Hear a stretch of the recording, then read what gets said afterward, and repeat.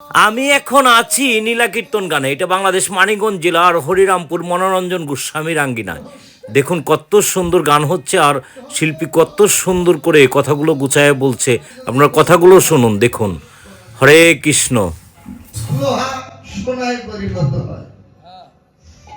তো তুই যে গোবিন্দকে কালো সোনা বললি, গোবিন্দ তোকে আবার কবে সোনায় পরিণত করলো রাধে? রাধারানী বলেন, সখীরে আমি তোদের নিকটে কথাগুলো বলি, তোরা আমার কথা শুনে তো মন্তব্য করবি। রাধারানী বলছেন, সখী আমি সেই দিন হতে হয়েছি সোনা, আমি সেই দিন হতে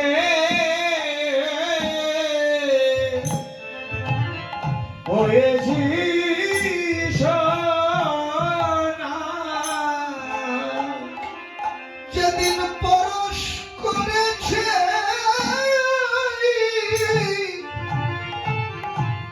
কালো সোনা। সখী রে আমি সেই দিন হতে হয়েছি সোনা, আমি পরশ করেছি ওই কালো সোনা, আমি সেই দিন হতে হয়েছি সোনা। অদূরে দাঁড়িয়েছিলেন সখীভাবে বৈষ্ণব কবি। রাধারানীকে ডেকে বলেন, ওগো বিনোদিনী, জগতে শুধু তুমি না গো, ওই গোবিন্দ রূপ পরশমণির পরশ পেয়ে জগতে যে কে কবে শোনা হয় এ কথা অন্য কেউ জানে না। আর অন্য কেউ জানবে কি করে? যে নিজে শোনা হয় সেও জানে না আমি কখন শোনা হলাম। তবে গো রাধে, তুই যে কবে শোনা হয়েছ তুমি জানো না গো, আমি বলি শোনো। রাধে, তুমি সেদিন হতে হয়েছ সোনা, রাধে সেই দিন হতে হয়েছ সোনা,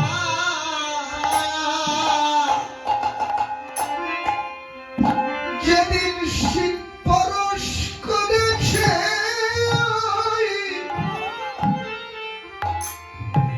কালো সোনা,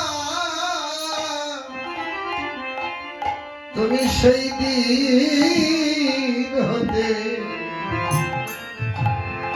হয়েছ সোনা, যেদিন পরশ করেছে ওই কালো সোনা, তুমি সেই দিন হতে হয়েছ সোনা, যেদিন শিখেছ গোবিন্দ উপাসনা, তুমি গোবিন্দ বিনায়ার আমি জানো না। শিখেছ গোবিন্দের উপাসনা, শিখেছ গোবিন্দের উপাসনা, সেই দিন হতে হয়েছ সোনা, তুলনা নাই গো কাছে, তুলনা নাই গো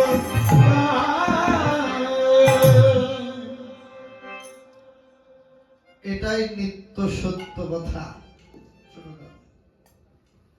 এই যে গোবিন্দ রূপ পরস্পরের পরশে জগতে যে কে কখন শোনা হয় কেউ বলতে পারে না, অন্য কেউ তো জানেই না। যে মানুষ নিজে শোনা হয় সেও জানে না আমি কখন শোনা হলাম। আপনারা জানেন তবু আস্বাদনের জন্য বলা, মহাপ্রভু একদিন গঙ্গার ঘাট দিয়ে যাচ্ছে, যেতে দেখেন কি একজন রজ ধোপা গাধার পিঠে কাপড়ের বোঝা চাপিয়ে দিয়ে গঙ্গার ঘাটে গঙ্গার ধারেই বসে চুপচাপ আছে। তো এই রজকটাকে দেখে প্রভুর অন্তরে একটু করুণা হয়েছে। এক পা দুপা করে প্রভু রজকটার পিছনে গিয়ে রজকটাকে ডেকে দৈনের শিরোমণি দ রজকটাকে ডেকে বলেন, ভাই কি করছো গো এখানে? তো রজকটা আমার বাড়ি থেকে আসবার সময় তার স্ত্রীর সঙ্গে একটু রাগারাগি করে ঘর থেকে বেরিয়ে এসেছে। তো এই রাগ এখনো মাথা থেকে যায় নাই। তো প্রভু যেমন বলেছেন কি করছো, ওই রাগের সুরে উত্তর দিয়েছে, কে গো অন্ধ নাকি, দেখতে পাচ্ছ না কি করছি, তোমাকে আর বলতে হবে? প্রভু দৈনের হাসি হেসে রজকটাকে ডেকে বললেন, ভাই রে, সারা জীবন ধরে পরের কাপড়ের ময়লা পরিষ্কার করলি, নিজের অন্তরটা একদিনও পরিষ্কার করলি না রে। তেমন কথা কে বলতে পারে? মুখ তুলে যেমন মহাপ্রভুর বদনের দিকে তাকিয়েছে, সামান্য বদন তো না, প্রভুর ভুবন ভুলানো বদন দেখেই মুগ্ধ হয়ে গেছে। প্রভু কি করলেন? রজকটাকে তুলে রজকটাকে প্রেম আলিঙ্গন দিয়ে প্রভু চলে গেলেন। প্রভু চলে গেলেন ঠিকই, কিন্তু রজকটার ঘটে গেল ভাবান্তর, ভাবের পরিবর্তন হয়ে গেল। গাধার পিঠে অগ্নি কাপড়ের বোঝা থাকলো, রজকটার কি ভাব হলো?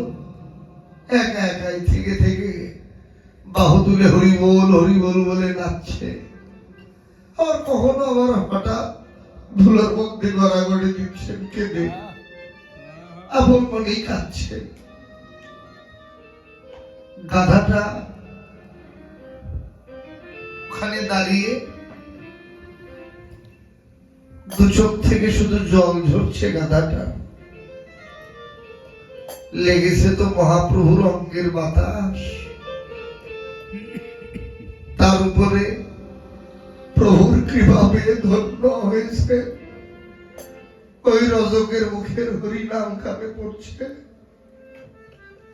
গাধাটা আর চোখ থেকে ঝরঝর করে জল ঝরছে। তত্ত্বজ্ঞ বললেন, শোনো, শুধু ওই গাধাটাই গাধা নয় গো, আমি নিজেও এক গাধা। গাধা কাঁধে করে পরের বোঝা বয়ে বেড়ায়, কিন্তু গাধা পরের বোঝা বইলে কি হবে গো? এই বোঝাটা কোনো না কোনো সময় নামানোর একটু সুযোগ পায়। সব সময় তো কাঁধে বোঝা নিয়ে বেড়ায় না, একটা সময় কাঁধ থেকে বোঝা নামিয়ে রাখে। কিন্তু আমি যে এমনই এক গাধা, জন্মের পর এই যে মায়ার বোঝাটা আমার কাঁধে উঠেছে, বই চলছি তো মায়ার বোঝা বইতে বইতে জীবন কেটে যাচ্ছে। কতদিনে যে এই বোঝা আমার কাঁধ থেকে নামবে। একমাত্র কৃপাময় ছাড়া জগতে কথা কেউ বলতে পারবে না। ওদিকে রজকের স্ত্রীটা বাড়িতে একা একা ভাবছেন কি লোকটা রাগারাগি করে গেল, দুটো খাবার মুখেও দিল না, এতগুলো বেলা হয়ে গেল, রাগ করে আর কি হবে, যাই গঙ্গায় গিয়ে লোকটাকে দুটো খাবার দিয়ে আসি। আমি কিছু খাবার হাতে করে নিয়ে রজকের স্ত্রী এলেন গঙ্গার ঘাটে। এসে দেখেন কি গাধার পিঠে কাপড়ের বোঝা অঙ্গে আছে।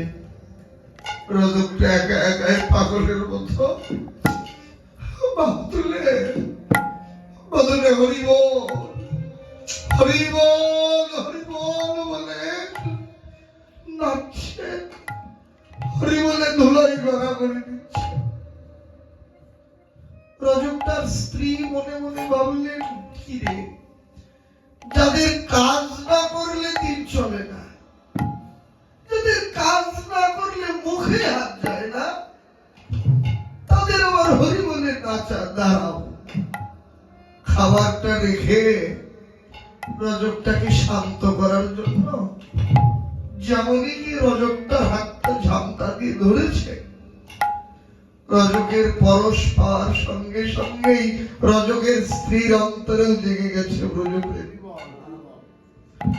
রজকের সঙ্গে সঙ্গে ওর স্ত্রীও হঠাৎ করেই পাগলের মতো বাহু তুলে হরিব হরিব হরিবল বলে নাচতে আরম্ভ করল। একটু পর সকালবেলা নদীবাসী যারা গঙ্গায় কেউ স্নান করতে, কেউ বাসন মাজতে, কাপড় কাচতে আসছে, এর মধ্যে দিয়ে একজন করে অনেক লোকের ভিড় হয়ে গেল। এসে দেখে ওরা দুইজন হরি বলে শুধু নাচে, কাঁদে, গড়াগড়ি যায়। এরা এসে ওদের দুইজনের ওই সমস্ত কাণ্ড দেখে কেউ কেউ ব্যঙ্গ করে বলেন, ওরে দেখো দুটোর কাণ্ড, যাদের কাজ না করলে দিনই চলে না, তাদের আবার হরি বলে নাচাবে। দেখ ভালো করে দেখে নে। আর কি ওদের মধ্যে থেকে বলেন, এমন করে বলিস না রে, আমার কেন জানি মনে হচ্ছে ওরা দুজনই বোধহয় পাগল হয়ে গেছে রে। যদি পাগলই না হবে তাহলে কি কেউ এমন করে কাজ ফেলে হরি বলে নাচে কাঁদে বল?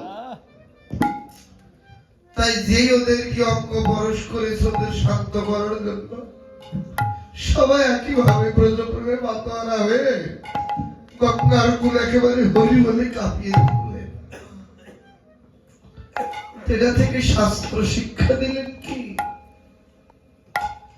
এই জাগতিক যে পরশমণি আর গোবিন্দ পরশমণি